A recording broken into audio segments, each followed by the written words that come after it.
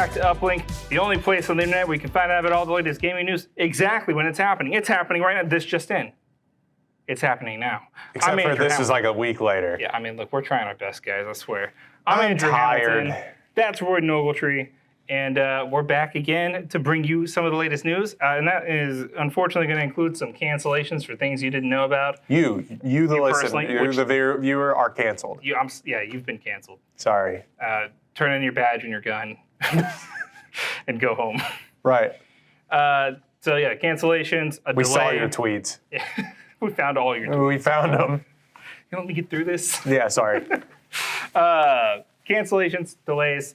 We're going to talk a little bit about a new studio that formed, take an early look at some of the Last of Us show preview reviews that we've been getting. We're going to take a look at some new features going to the PS5, and then talk about the newly announced Xbox showcase, what they plan to show, and what we're going to violently speculate about what's going on there, and see if we can't come up with some crazy concoctions for things that they should unveil. New Pirates of the Caribbean video game. New Pirates. Just in general, they're releasing new pirates. Yeah, we are in a world. Well, there still are Pirate Update 3.0. Yeah, we are going to talk about pirates multiple times, or just at least once on this. Yeah, at least once. We might talk about them twice. I don't know. Speaking of right now, Ubisoft. Yeah. So yeah, Ubisoft had their quarterly earnings meeting, which as you know, as all of you probably follow along and listen to quarterly earnings meetings all the time. Including me. He was definitely on there. I definitely read this article. Yes. Go ahead. Just kidding. Major challenges as the industry continues to shift forward mega brands and long-lasting Sorry, this is just a quote that we have on here. We'll get to that. Yep. So quarterly earnings, not so great. Slow financial turnout for that's fine. 2020. Don't worry about it. Fourth quarter. So Ubisoft has made the brave decision to cancel 3 games they hadn't told anyone about yet, and shift all the work to other games. So luckily, no one's been fired or let go. We got a lot of billion-dollar companies firing 17,000 people. Amazon. It's the meme of the guy looking at Earth. It's all so and so. It's all Assassin's Creed. Yeah. Always was. Yeah, pretty much. So Ubisoft. Insert that meme here. We'll put it up there. I'll put Royden's face on one of them. And with that also came the announcement that Skull and Bones, despite being less than 2 months away, is now no longer 2 months away. It's been delayed for a 6th time. Not even given a new release date. It's just been given a release window of 2023 to early 2024. A game that's supposed to come out in 2013, right? Yeah. The 6th, no, it started development in 2013. Okay, sorry. It was supposed to come out in My bad. 2018, 2019, then again in 2020. Based off of a game engine of things that you have been playing since Assassin's Creed Black Flag, by the way. This is getting close to like Duke Nukem Forever levels of being in development for like 10 years. Yeah. Dude, there's no way this game is successful. And they've sunk so much money into it. Guys, there's no way you're going to make your money back at this rate, right? Like, how many copies do you think they'd have to sell? Like, 2 to 3 million is like baseline okay most of the time for most games. But that's for games that have been in development for like 2 years. And for $70 a pop, like, who are you selling this to? I mean, you'd have to market the crap out of this thing, and no, they haven't. With good reason. It's bad, apparently. Well, the gameplay that we saw looked bad. Yeah, it looks awful. It doesn't look good. You're looking at the gameplay right now, and it's awful, right? It looks bad. They look glossy. It looks like it's from 2013. We talked about on this. Are you disappointed already? Yeah. We talked about on this show how I re-downloaded some older games because of the PlayStation and Xbox catalogs, back catalogs that they had, and Ubisoft sort of has a deal now with PlayStation to Ubisoft Plus. Yeah, to stream their stuff on the PlayStation Plus efforts. But I re-downloaded Assassin's Creed Black Flag. That looks exactly like what is coming out in Skull and Bones. Not a bad-looking game. For 2013. But for 2013, 2014, not 2023, 2024. So look, that game's not going to do well, and they're going to have a big financial failure there, and I think they know it. I don't know. Is this something at this point, like we've seen all the tax write-offs lately with like IP and canceling IP? Game studios can't really. I mean, they can write stuff off. I don't think it really works like that because the tax write-offs are completely different for the game industry. So like for instance, part of the reason that they didn't state, but people have speculated why they didn't fire a whole bunch of people to make ends meet or make a profit last year, their margins larger, was because there are tax incentives for keeping employees on and moving them onto other projects and stuff. So canceling the projects themselves doesn't get you a tax write-off, but keeping your employees at a certain level does, which is better, honestly. Yeah, it's a better thing. I mean, we've seen in different industries, like with certain IP. I'm mainly talking about HBO. We talked about that in a later episode, a previous episode. In the future. Yeah, in a later episode, we will talk about this. These mega corporations have just been canceling projects like Netflix, HBO, and this is a completely different industry, like you was just saying. But I'm just saying it's like there's been like half seasons of TV, and they're just like, no, or movies that haven't gotten released, like the ill-fated Batgirl movie, just never came out. They were done with it. And corporations, stop that. Yeah. Stop what you're doing. Don't renew a show and then cancel it the following year. I'm sorry that you have a bad financial model that's screwing you over. That sounds like a you problem. But figure that out. But when you're selling a show or a movie, like there's a certain level of security that's supposed to come with a studio investing in it. And being able to finish the movie normally, as long as you're under budget or you're close to budget, is normally like the bare minimum security. Releasing it is a whole other thing. And like that should always be guaranteed also most of the time, unless it's just like no one likes it, and even then, unless it's dog water. Even then, I feel like you should have to release it. You know how many movies you should have to sleep in the bed that you made. You know how many movies just get farted into the ether? Yeah. Every single day, like onto a streaming service or whatever. Netflix's catalog. But to say that we can write this off somehow if we just never release it is so weird. But if Ubisoft could do that with Skull and Bones, they maybe should. They should. All that to say. And maybe fund back one of those games you canceled, because maybe those ones I feel would have been good. I want to know what they are, because I just want to know what we're losing here. You know, right? Like if we're getting Skull and Bones, I want to know what the trade-off was for for like what if one of them was like a fantastic and like incredible idea that just was like it just sounds out there, but it's not. You know, like just move it all to Skull and Bones. Yeah, man. I don't know what these projects are going to be, what they're going to eventually get to, but they got our daily Robbie text. That's how they preserve rights to IPs. I know. Yeah. I know that's how. It is. I mean, if you don't, that's why they don't sell them off after they cancel. Yeah, if you don't release something for Marvel example, like you have to release stuff under that IP, otherwise it goes away. Yeah. Like every so many, every tarnish a brand that hasn't been affected. Right. Every so many years, like Sony has to put out a Spider-Man film, otherwise it goes up for auctions. Basically, 7 years is the longest they're allowed to go. Yeah. But yeah, so Ubisoft said, and I quote, "Major challenges as the industry continues to shift towards mega brands and long-lasting titles that can reach players across the globe, cross platforms and business models." It says that over the 4 years, its strategy has been building long-lasting live games, which gross, and adapting our strongest franchises like Assassin's Creed, Far Cry, and Tom Clancy games like Ghost Recon, Rainbow Six, and The Division, all received mediocrely, to converging trends to make them truly global brands. So what I hear is Ubisoft thinks that the more approachable model that is better and sustainable is games as a live service, a model that is dying currently. The continuous games model, like we've talked about ad nauseum, the continuous games model is sort of, Ubisoft is as guilty of this as anybody else. There was a thread on Twitter today about people complaining about like, have games gotten worse or have you just gotten older? And it's just, people have kind of like went back and forth on that, but somebody had a really good point in that Twitter thread about the continuous games model killed the death of huge AAA ideas. Yeah. And that's not entirely true, but it is true for a lot. Like imagine like if we took some of the games that turned out to, like Anthem. Anthem's probably my best example I can think of, because cool concept, fantastic artwork, interesting world, boring game because they built it around live service models. when you build your game around something that has player input but can't have large scale impacts, so you can't put a lot of emotion or emphasis on many parts of the story or the actions, you can't build a lot of interesting gameplay because it becomes complicated when you include other players and stuff. That stuff just shifts away. And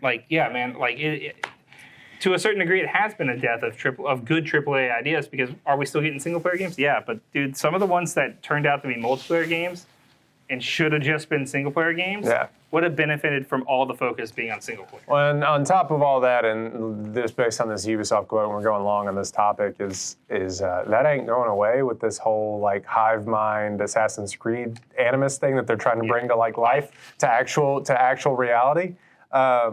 It's not. That ain't going away, because they're trying to make sure all their games cross over into some big universe. We talked about that on a we just keep referencing. Look at the plugs. Yeah, I just think, especially with this quote, nervous time, little bit nervous time when it comes to Ubisoft, who's been, not for nothing, cranking. Look, I have been a Ubisoft shill for many years. They make fun for they make serviceable, entertaining games, but at the same time they are kind of, it's like we talked about the McDonald'sification of, if that's even a word, of gaming. Yeah. That's on the like the conveyor belt, those Ubisoft games sometimes. And even when they take breaks, they don't spend enough time away from the IP to really let it rest. Look, Ubisoft, just come here for a second. We're doing this? Yeah, I'm going to do one of these real quick. Okay, cool. Hey, look, you don't have to make it a live service game, okay? Look, and you don't have to make a hub. You don't have to make an assassin hub.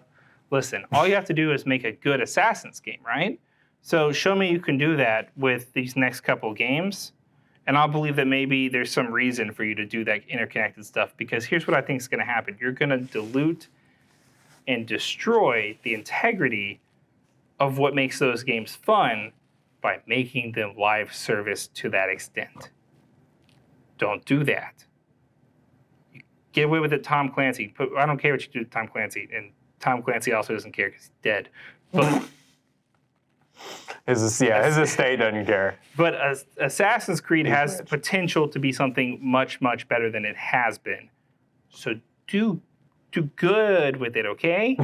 and like you don't have. There's better ways to monetize. You don't have to do live service. I don't want that. Most people don't want that, and you've not done it well yet. So, all right, get out of here. But I'm just saying, not you guys. You guys stay.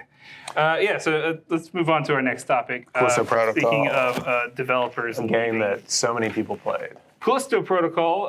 There has been a report that multiple high-level to low-level employees that worked on the game who left the company before the game was released were scrubbed from the game's credits. That's gross, Glenn Schofield. What? Why'd you do that? This has been an ongoing issue for the industry, and this actually happens a lot in movies too, but to a lesser extent. For the most part, in your contract for whenever you're like working on VFX or whatever, there's an obligation, like they have to put it into the movie whether you finish out the work there or not. Yeah. If you did any work on it at all, that's still you working. It still can be claimed by you, and so you still have a right to be as part of the credits. Especially with video games too, because for video games, normally, like, if you were working on something at the very beginning, it's in that game. Yeah, till the there's end. Senior level people who left like a couple months before the game released that were part of this list that were taken off the game. Will you tell me the senior people didn't have a lot to do with this game?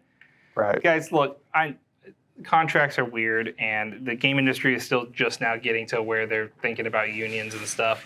And this is why they're thinking about unions, work conditions, and this stuff with not crediting them. Yeah. I mean, just credit people when they work on stuff. It's not that hard. There's really not much to this story. It does seem like the gaming industry, it's just like any other, mega billion-dollar industry, is like full of petulant children. Yeah. You left the thing that I was working on, It's like an intimidation thing. Yeah. And it doesn't even work really, because at the end of the day, you want to be you want to be credited on stuff, but it's not the end of the world. But it is weird.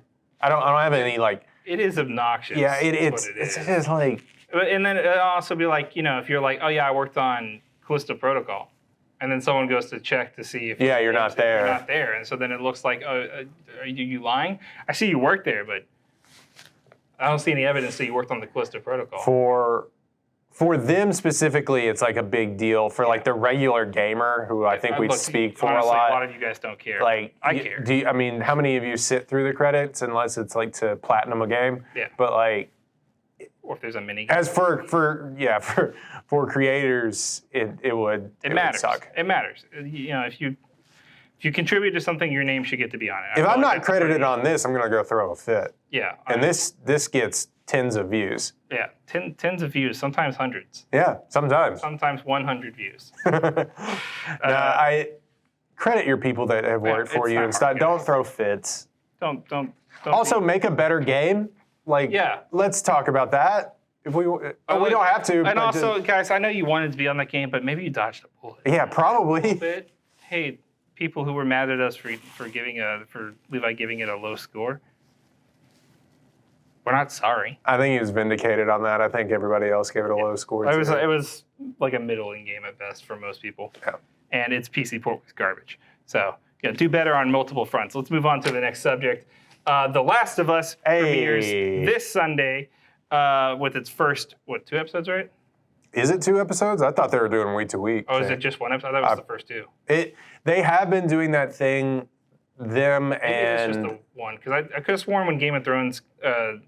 they released 2 episodes. Not Like a Dragon. That's a spinoff. How to Train Your Dragon. Yeah, How to Train Your Dragon, Dragonborn. No, it was House of the Dragon. That's the one. The House of Gucci. Yes. When that came out, because when it came out with 2 episodes. It might have. That has been now so long ago that I had forgotten about it. It all merges. I consumed too many hours of content. If they do, they have been doing that. HBO and I think Amazon Prime. Disney does that with Obi-Wan. They've been releasing, like, they've been giving you the slop a little bit more at the beginning, so you come back like, ooh, I got to binge a little bit. Because I know they're not releasing all of them at once because, like we're about to talk about, a lot of the reviewers said that when they got to the third episode, there was a warning on the episodes past episode 3 that they got that said that many of the shots were incomplete and were still works in progress, which means that those are still being worked on. Yeah, they sent out or this is how it normally works. Normally, like, reviewers get to review like the first 4 episodes of a series because those are the ones that they have in the canon that are done. They sent out all of them except for the last episode. Yeah, this time, and so the reviews that you normally see that are released pre-show are, first of all, the embargo was taken off for The Last of Us like a week in advance, so they knew they had a really good show in the can. Yeah, but that means it probably tested positive in every audience that they could find. Most of the reviews that you see for TV shows are like up to the first 4 episodes of a season, and then maybe sometimes people will go back and change their review, sometimes they won't. Yeah. So TV reviews is kind of weird. It's unlike movie reviews where you get to watch the entire thing and then review it right there. Right. It's kind of weird. It's a week by week thing. This time they gave them the entire show, like except for, like you said, maybe the last episode. The reviewers and TV reviewers got to watch the entirety of The Last of Us. But that doesn't mean that the show is complete. So they send them screeners that they probably just have to like watch on their laptop. With sometimes like big watermark across and a green screen will kind of sometimes be in a couple of shots because they haven't it's pre-viz shots. Yeah, episodes 1 through 3 were completed. Episodes 4 through the end were incomplete. Which is a weird way to watch it, but the way that I understand it is, from The Last of Us reviews, by the way, it has like a 97% on Rotten Tomatoes and like which is good for very good for a TV show, but bad TV shows. The thing that I'm like about it has like a 85 on Metacritic, which is like almost impossible for TV. For reference, like Breaking Bad has like an 87. Yeah. So. And that's before getting into any kind of user reviews. Yeah, any user reviews, which, whoo, brother. Dude, throw user reviews into the sun, honestly. With this show especially. With any show, any product. Look, if it's not a technical product, like a TV or like something that has to be drill. used. Like, throw user reviews into the sun. People find the pettiest things to decide that they just, well, I'm going to give this a star. Yeah. I remember the review, like his review bombing is so common now. And I remember the review bombing of The Last of Us Part 2 where people were reviewing the game a year before it came out. Mm-hmm. And they were like, Days Gone did it better. I'm just saying. I'm like, no, it didn't. You don't know yet. Yeah. And those reviews are still there for you to view. Right. So it has come out and people have basically called it a masterpiece. It's the first good, like truly brilliant piece of gaming media outside of gaming. Yeah. And a high bar, like I've followed this since 2014, basically, when they were trying to make it into a movie and they had, Maisie Williams cast as Ellie and stuff like that, and that fell through. It was years in the making, and that fell through almost. It just went into the wild. Like nobody knew what was going to happen with it. Yeah. Meanwhile, Druckmann was still like making an incredible Last of Us 2 and stuff like that, while trying to get this off the ground. Eventually, Craig Mazin comes in, who did an incredible TV show that you should, or miniseries that you should watch called Chernobyl on HBO. Perfect choice for director, honestly. If you want to get a feel for what this is going to, go watch the Chernobyl miniseries, and then like you should watch it anyways. You should watch it anyways, really but it's a perfect lead-in into what I feel like The Last of Us is going to be like. Like a good mix of emotional like impact from devastation to the lighter moments and stuff. Like it's not a whole lot of light moments in Chernobyl. It's a dark show. But The Last of Us is also pretty dark. But I've heard that like one of my favorite reviewers, Gene Park, who works at the Washington Post, said that despite knowing what was going to happen, especially on that first episode, which is 90 minutes long, I think, for the premiere episode, that they were watching it with someone who had never played the game and started tearing up as soon as certain things started to get in progress, and they were like, "What's wrong?" And they just had to hold their breath for 90 minutes. And the characters interacted even more than usual, to even more of an effect, making that last like 5 minutes of that episode incredibly impactful. It's such a mean way to watch TV. It's like all of us watching people who had never watched The Red Wedding watch The Red Wedding and being like watching them watch the thing. That's mean, but it's so fun. My favorite thing is when I made Sierra watch Full Metal Alchemist Brotherhood, and I was like, that little girl and that dog are like best friends. They do some really interesting stuff with them later. Oh my God. And they do. You should go watch it. They do some really interesting stuff with that later in that episode.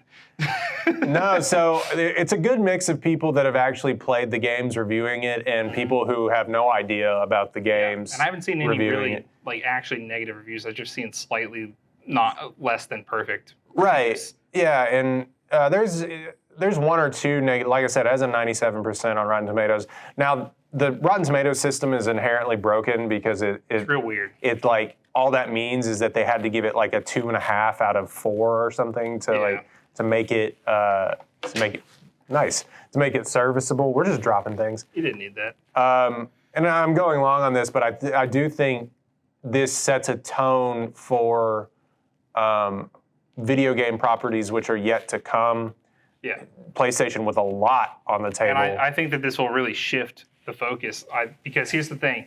We talked about the Uncharted movie being a loose, cobbled together state of all the games. Yeah. And Druckmann had something to do with that, but he clearly had less influence there than he did here. And the people involved weren't nearly as willing to do a direct adaptation.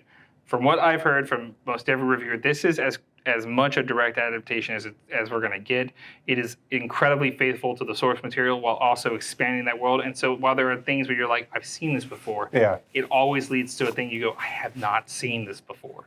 And I think that that's going to be the biggest turning point here, because we're going to see that this is highly successful and people are going to shift to emulate. Okay, so we got to stop letting people write their own stories and start taking directly from the medium and transporting it here and expanding on it. And you could turn all kinds of games into multiple movies just by expanding a little bit on the stories. There's a couple things too. Is because even how long people have complained is like, well, the games are just basically movies anyway, and even then, 30-hour game has stuff that they had to cut out. That there's ideas that I think Druckmann has talked about that like they didn't get to expand on, which they did use in the show. Yeah, which they were able to even still do in the show, which is interesting. Lots of characters they wanted to flesh out that they didn't. Right, and so what I'm worried about is a couple of things. Is the people who are one going to be upset if it's not a one-to-one creation of the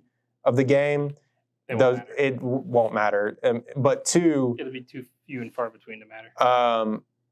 People who are upset about that, or people who like, aren't upset that are upset that they didn't take more chances. Which I think that won't end up being the case because from a lot of the reviews, it sounds like there's lots of like intense sections that have nothing to do with the way the story is told in the game that changes some beats, but for the better, and they are risky maneuvers to pull. Like, I mean, this isn't a spoiler because I haven't seen it, but they made Sam blind to further increase his his reason for going, and so it's like little things like that I think are going to end up paying off big time with people like that, and but also like. This is what I'm talking about. Throw the gamer reviews into the sun. I think it's going to be a great show, and obviously HBO does too because it is now their Sunday night. If you don't know about HBO, their appointment viewing is Sunday night. That's where they put House of the Dragon. That's where they put Game of Thrones. It's been their slot for years. The Sopranos, so on and so forth. So obviously they think they have a huge show on their hands, but also they spent like $100 million on it. Episode. So like they need it to be a big thing. Yeah. I'm Warner gonna Bros, be. I swear to God, if this is successful and then you cancel it, or you don't, if you remove it after a year or something, I'm gonna lose it with you. Yeah, well, and the thing is that we're going along on this topic again, but Mazin and Druckmann have basically said it's going to only be like Mazin has like said I don't want to get watered down and doing like a multiple like. A 5-season show or whatever. No, at most it'll be 2 seasons. And I think he said at most it'll be 2 or 3 seasons. It'd be 2 seasons, and you would want to wait a few years so that the characters can age a little. So it'll be interesting to see if what happens with that. I'm worried that like it will be too foreign to people that don't know anything about the source material. So that was the other review I've seen is that a lot like. Showing family members and stuff that know nothing about the series were able to get heavily involved. So I'm not really worried about that personally. So we gotta move on. I'm excited about. Actually, you can tell. Very like, excited, and we're gonna talk about it after we watch it next week on next week's episode. So be sure to tune in, like and subscribe. By the way, leave a like so that you can see that, and subscribe so that you can see that. Hit that bell over here. It's off screen. It's over there. But if you'll hit that over there. That would be great. One more thing, Poopy Pants Nerds in Twitter comments that are saying, get out of here. Because you didn't like the second game, you're not going to like the TV show. Shut up. Grow up, touch grass, I'm begging you. Sorry, that's the last thing. I've seen so much of that. I hate it. It's our official slogan here at the Uplink. Grow up, touch grass, I'm begging you. Yeah. All right, let's move on to the next subject. The Forza Horizon 5 Playground Studio has had multiple staff members leave to go form a brand new studio called Maverick Studios, including the Forza Horizon 5 creative director. They are working on a brand new premium open world game. Neat. That's pretty cool. I hope it's awesome. They're not owned by Microsoft now, so they're outside of that window of influence. So still allow them to release more games. What's interesting about this is that Playground Games is currently also working on the Fable game that we have talked seen about, nothing of, and have heard nothing from since its reveal last year before last. It was whispered about. Yeah, it didn't. I know it didn't show up during any of the stuff last year. I don't think. Yeah. So this may end up impacting that development. It depends on where these people were assigned on what games at the time, but this is very, very cool. I like. There's been a lot of new studios forming from veteran talent leaving larger companies, so we're seeing a lot more of a diverse like expansion into these AAA talented people forming indie studios, so that we can get less of the Ubisoft moving more towards franchise stuff, or where everyone's trying to branch out and do their own thing now. So I think we're still safe on the independent front and gonna see a lot of cool stuff. So I'm interested to see what you guys make, and best of luck to you. So mad I hadn't been able to play Forza. So good. Go play Forza Horizon I don't 5. have an Available Xbox. now on Xbox Game Pass, which you can play through your Windows browser. I mean, you can't. I don't have anything else to add to this. I hope it's awesome. Hey, speaking of Xbox, Yeah. let's wildly speculate about this. There's officially been an Xbox Bethesda showcase announced for January 25th, 26th, Yeah. 27th. One of those days is correct. Put the right one right here, right now. Mm-hmm. That's the one. Wow, that's so soon. Look at that. You see Crazy. that? That's insane. I'm not going to remember to put that there. I'll do. Someone remind me. So we know that they'll be talking about the new Forza game. We know that they'll be talking a little bit about Red Dawn. Not Red Dawn. What's the name of that game? What? The vampire game. Vampire. No. Oh, no. What's the name of that game? Let us look. Redfall. Redfall, that's the one. Thank you. Redfall. So Redfall. We know we'll be hearing more about that. We're going to be hearing more about Starfield. Which, good. I hope it's good. That I will go ahead and tell you, if you are putting down the summoning circle because you heard rumors that Starfield's going to come out in April, it's not. Yeah, a little faith. That is not going to happen. You think it's more like a? It's going to be a fall release. You think so? There's no reason for them right now to dominate the first part of this year when they could. For one, they want this to be an award-winning game. I know they do. They care a lot about that because people pointed out the fact that there were no Xbox games nominated last year. So I know that they care about that nomination. So I'm willing to bet that. Isn't this one of the games that you're like super nervous about too? It's Bethesda. Look, this will likely be a big hit, but their track record has been very hit and miss. This will be the first time that we've seen kind of what Microsoft's influence over a Bethesda title can be. So maybe time management and everything. And Starfield's been in the works since before that. But I think that the reason I'm nervous is because we've seen just real select chunks, right? And Todd Howard's being Todd Howard, and he's out here like, yeah, there's going to be 1,000 independent planets to visit. And then everyone's like, 1,000 planets, wow. And they're all going to have content on them. He's like, no, 6 of them will have cities. And I'm like, oh, so there's going to be 6 important places. Right. And 980 or 994 boring places that have like randomly generated maps or something, you know? Like, and then when you say planet, that encompasses like the mind of like, okay, so this is going to be large. Like a planet is big. Most maps are like an area of a planet. Like even Destiny, who puts you go to different planets, like it's an area on a planet. You aren't going around the planet, but the ability to fly around and stuff in Starfield implies that maybe you would be able to go to the other side of the planet. So if it's all one biome, that's weird. If it's all like, there's one city on that planet, that's weird. Like there's all kinds of things that Todd Howard just constantly says. And this is like where I'm going back to like Fallout 76 PTSD vibes, where he was like 16 times the detail, 4 times the size of Fallout 4's map. And I'm like, wow. And then it was not 16 times the detail. And the map was big, but that's because most of it was free game of the month on PlayStation. Was an empty void. It's gotten better. I'll give him credit, though I don't want to. It's the developers have worked hard to make that game not hot garbage, but Todd's out here making demands all the time, and that's what I'm worried about. I think the game will probably be fine. But I think that there's a solid chance that we get another Fallout 76 style mess, or we get a game that is Cyberpunk 2077 buggy. Like it is that level of buggy, like near unplayable, especially since it started development. From the people that brought you Fallout, we bring you No Man's Sky. Yeah, and it's also, I mean, y'all practically made the comparisons for us. It's just No Man's Sky, my guy. So I hope you got more than that because there's already that game and it is fantastic. You're gonna have a hard time fighting that community. Though, Bethesda stands are insufferable anyways. You're insufferable.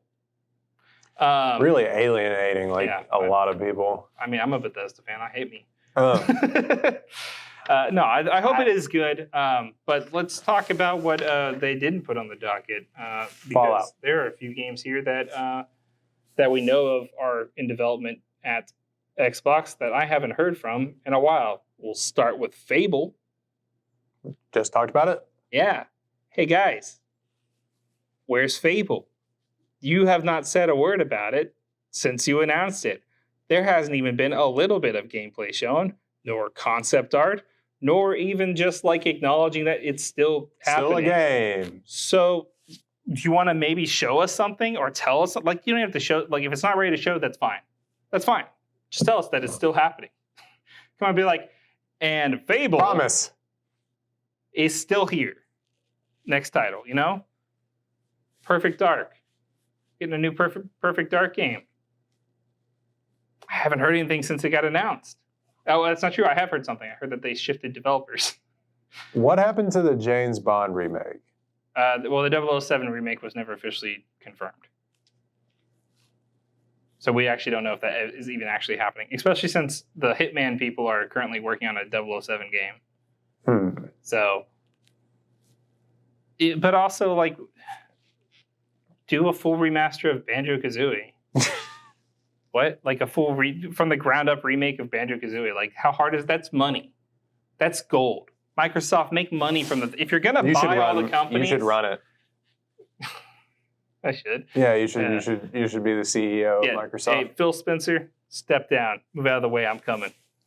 Look, if you're gonna buy all the companies, can you at least make money with them? Do something interesting with them. Sea of Thieves has been going on for a long time, but Rare is a studio that was so full of talent and brimming with ideas that they were a golden boy standard of Nintendo, and you kind of wrecked them. So let my boys have Banjo-Kazooie back and let them do something new there, at least. I mean, it's literally the least you can do. And anything you're hoping to see from Bethesda id or Xbox in general? No, I'm always down for more Fallout content. They haven't even announced that they're even doing a Fallout thing. They won't do that until after Elder Scrolls. Right. So I don't. Oh, Elder Scrolls 6 also.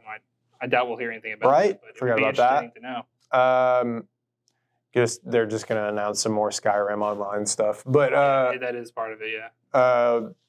I am I'm not the most educated on this topic, so it'll sound like I'm rambling, but I am really interested to see more of the Starfield stuff. I hope it's good. I really am. I hadn't played a lot of I almost downloaded Deathloop. That's how close I have become to Deathloop is good. Yeah, play a Bethesda game recently, but it is me, Fallout 4 defender, so I hope that Starfield is good because I'll definitely hope, unless it just is just on Xbox. Right? It is Xbox and PC only. Which could also be the dominating topic here if they want it to be. Hey guys, everything is exclusive now. I'm sorry, but we're not sorry. Yeah. Yikes, Royden. Don't have an Xbox, you poor. So yeah. So I don't know. Hopefully, I'm able to play Starfield one day. We'll get you. On top of all that, I'm just interested to see more gameplay of it. Yeah, I want to see what's been taking so long. Yeah. Yeah, as somebody, and again, it's me, person who read every forum about No Man's Sky before it came out. So if that's what you're probably cool, man. That sounds dope. No way it's gonna work like that. No way. And that's the thing that a lot of people point out in those trailers was that I like that most of this just became about Starfield. But it is what it is. But they're people are pointing out that it's just No Man's Sky but clunkier. It looks less fluid. And the gunplay looks slow. Yeah. I hope it's good, guys. Best of luck on the showcase because I want you to succeed. I don't always like it, the things you do, Microsoft, but I do hope you succeed in making some good games. Not you, Mike. Actually, no, screw that. Microsoft, I don't care if you succeed. Game developers who work for Microsoft, I care if you succeed. Sure. I hope your studio's games do well so that Microsoft doesn't cut your staff down to nothing. Do you, speaking of games that don't get enough love, do you want to do this last topic, or do we want to move on? Yeah, we'll hit it real quick. Okay. I mean, we're like we were talking about, there's lots of games out there that are franchise dormant. Ubisoft's talking about building these long-lasting franchises. They keep abandoning stuff. Let's talk about some of the best ones that haven't seen some love in a while. Medal of Honor. Dude, for real though. They actually came out with a game in 2018 that wasn't. That was the VR game, right? I think it was a VR game. Yeah, probably. It was the Medal of Honor VR game was the last one they released. So. Yeah, so they came out with that. Apparently, it was really good. I didn't play it. But it didn't get any love or anything. But the thing is, it had been diminishing returns for a long time with that game. But at its peak.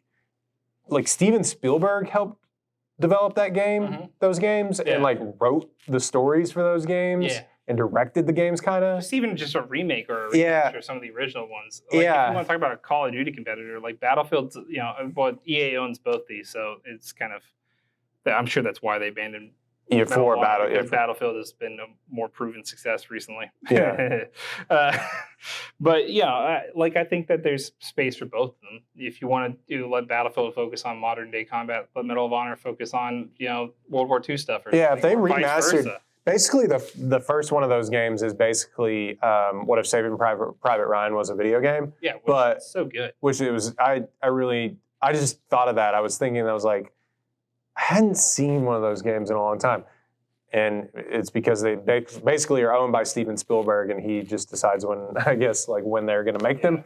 If you're wondering how rich Steven Spielberg is, he also has one of the best-selling video game franchises of all time. Yeah. So there's that. But I don't know. Thought about that. I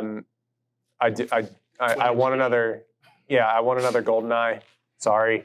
Yeah, I mean, like I said, we are at least getting another 007 game. It'll probably be a little more Hitman, a little less GoldenEye, but I think that it's still there's a space for a Tom Clancy's 007 sort of. That would be interesting. I feel like they have conflicting ideologies. No, I'm talking about Splinter Cell. Basically. Oh yeah, absolutely. Speaking of a game that we are getting a Splinter Cell reboot, so eventually a game that's been dormant for 5 years. Plus, that was one of the ones they canceled. Yeah. So that hadn't come out since 2018. Well, no, the last Splinter Cell. 2013? Well, yeah, it's 2013. Oh, yeah, okay, so it's been 10 years. Yeah, and speaking of things that it's been 10 years, the last Infamous game came out, Infamous Second Son came out in 2014, or 2013 with the launch of the PS4. Look,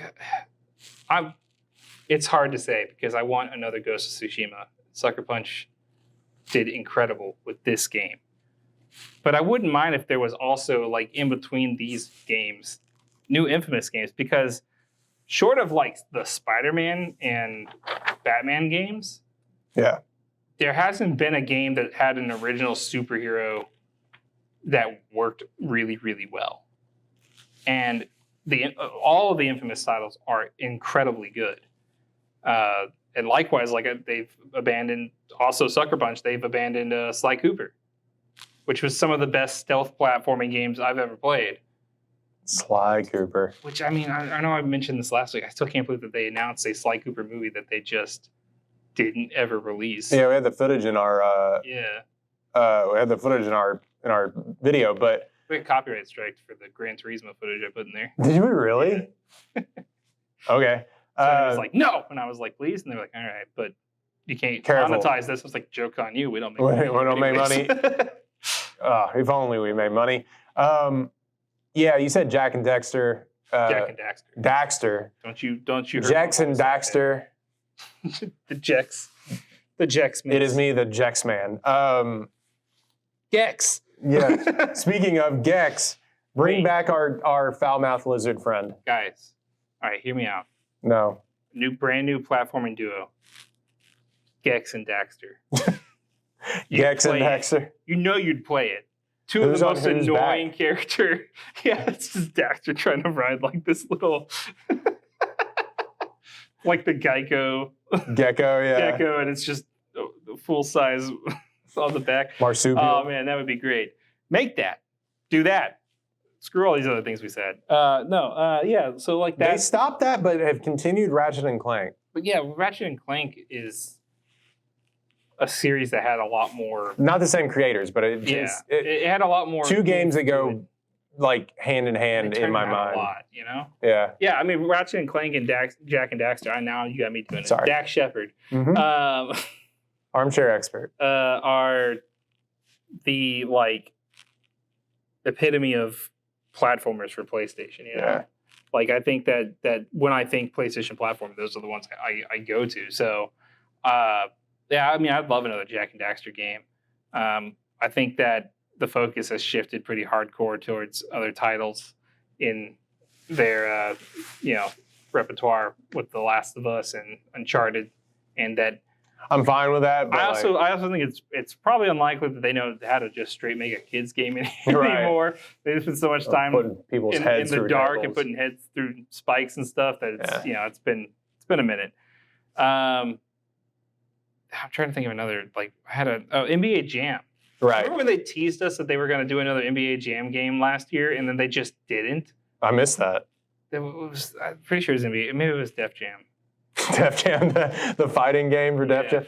No, one of the two tweeted out that if that tweet got like 10,000 likes or whatever, they would announce a new Def Jam game, and then it did, and people were like, "Well, where is it?" And they were like, "Oh, it's coming, guys. Just you wait." Just and then kidding. They just like ghosted and never Just posted kidding. it. NBA Jam, a game that I don't know, people look back fondly on. It is definitely an incredible arcade game. Yeah, it's not. You can still. It's not a great basketball. No, not a like. But that was the fun. Yeah, it was like FIFA Street. Like FIFA Street was a terrible soccer game. Right. But it was street soccer. That's why it was a bad soccer game. I do need another NFL Street game. Like I need a hole in the head. But dude, just put all the sports on the street. I'm tired of being in a stadium. And this was what I was thinking about, just because I've been playing it all the time. Backyard baseball? Yeah, well, backyard baseball needs to come back. I don't care about the mods. Future generation. Yeah, I don't care about the mods that you put. Like, give it to me on the Switch. But also, Civilization 6, 7? It would be 7. 7. 6 came out in 2018. 18. Yeah. Give me another Civilization game. It's been 5 years, please. Sure, they're working. Thank you. Yeah. Nothing's been announced on that, but I'm sure. Well, they're doing new DLC content. They have, of course, they have all their DLC content. Which Abraham Lincoln's coming. But to a theater near you.